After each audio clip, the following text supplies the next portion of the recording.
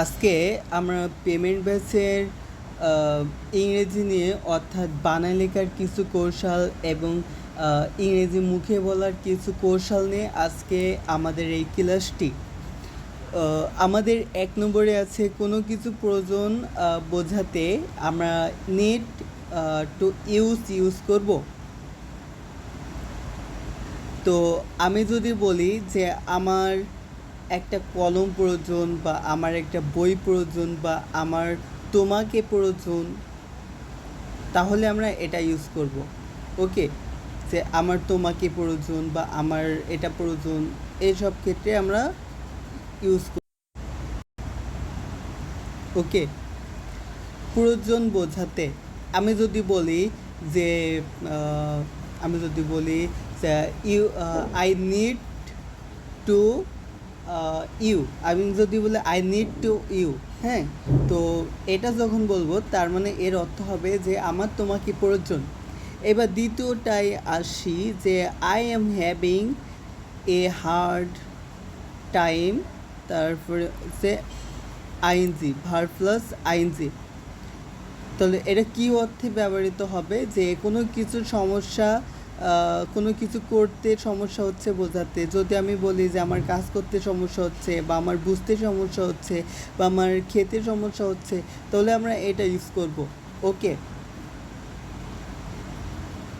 ২ নম্বরটা হচ্ছে there is something wrong with, তারপরে নাউন, অর্থাৎ এই নাউনটার এখানে হবে যেটা সমস্যা হয়েছে কোনো বস্তু, অর্থাৎ বস্তুতে বা কোনো কিছুতে সমস্যা হলে আমরা এখানে এই নাউনটা দিয়ে দিব, ওইখানে দিয়ে দিব আর কি। যেমন আমার ফোনের সমস্যা হয়েছে, আমার কম্পিউটারের সমস্যা হয়েছে, আমার বইতে সমস্যা হয়েছে, তাহলে আমরা এটা ইউজ করব।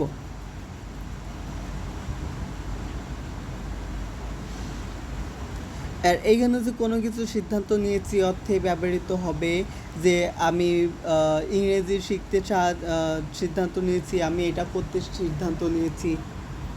ওকে, তারপরে হচ্ছে আই এম ট্রাইং টু, তারপরে হচ্ছে ভার্ভ, এটা হচ্ছে কোনো কিছু চেষ্টা করতেছি অর্থে ইউজ করা হবে।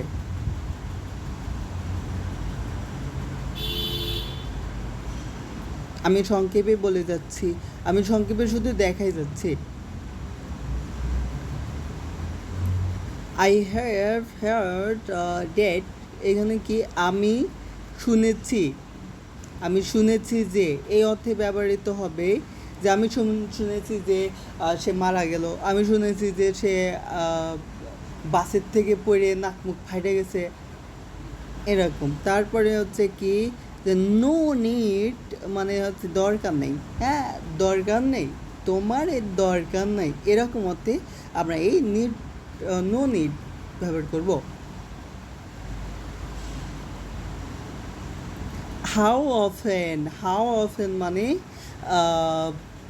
হাউ অফেন বলতে আমরা কি বুঝি? হাউ অফেন বলতে আমরা কত দূর, কতবার, এরকম অর্থে ব্যবহৃত হবে, কতদিন, এই সব অর্থে ব্যবহৃত হবে হাউ অফেন।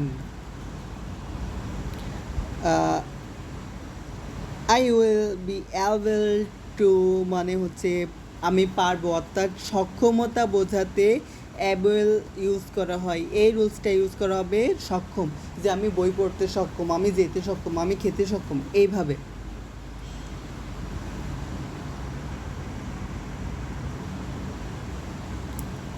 শুড হ্যাভ মানে উচিত, থাকা উচিত, যে আমার এখানে থাকা উচিত, আমার এখানে এটা খাওয়া উচিত, আমার ঘুমানো উচিত, এই অর্থে শুড হ্যাভ ইউজ করব।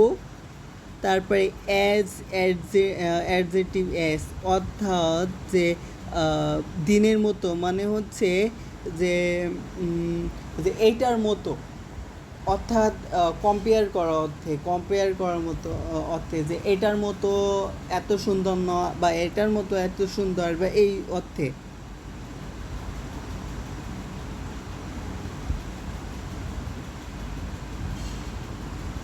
এখানে হচ্ছে দেয়ার ইজ নো ডিফিকাল্টি, এখানে কি ডিফিকাল্টি ইন ভার্ভ, তারপরে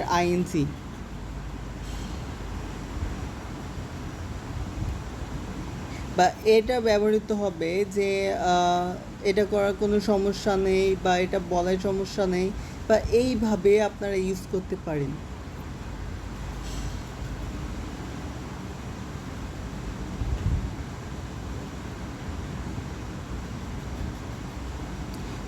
এখানে হচ্ছে পছন্দ করা অর্থে যে তোমার এটা করা পছন্দ করি, তোমার এটা করা পছন্দ করি না, বা এরকম অর্থে আমরা ইউজ করব। উড ইউ মাইন্ড মানে আপনি কি কিছু মনে করবেন, এই অর্থে ব্যবহার করব আমরা।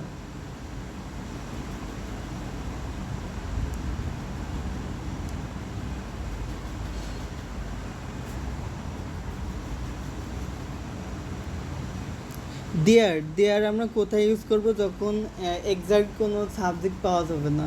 যেরকম আমাদের পুকুরে অনেক মাছ আছে, তো এইখানে আপনি সাবজেক্ট কোনটা হিসেব করতেছেন, আপনি কিন্তু এক্সাক্ট কোন সাবজেক্ট খুঁজে পাইতেছেন না। সো আপনি তখন কি বলবেন, আমাদের পুকুরে অনেক মাছ আছে, there are many fish in our pond, অর্থাৎ আপনাদের পুকুরে। এটা হচ্ছে সম্ভাবনা অর্থে ব্যবহার করব আমরা। Suppose two,